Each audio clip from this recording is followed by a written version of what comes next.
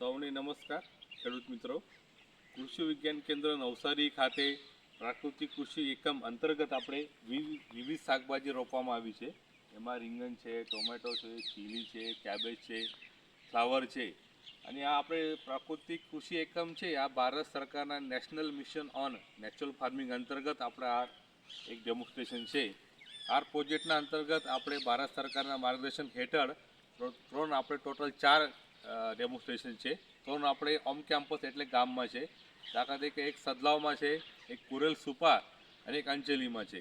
એટલે આ આપણે પ્રાકૃતિક કૃષિમાં આપણો એનો હેતુ ઉદ્દેશ એક જ છે કે ખેડૂત આલમમાં પ્રાકૃતિક કૃષિનો પ્રચાર અને પ્રસાર કઈ રીતે થાય એના માટે આપણે આ ડેમોન્સ્ટ્રેશનનું આપણે અહીંયા પ્લાન્ટેશન કરવામાં આવે છે।